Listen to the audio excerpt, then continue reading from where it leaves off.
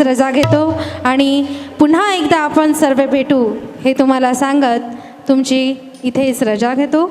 धन्यवाद. शुभरात्री. ओम साईराम.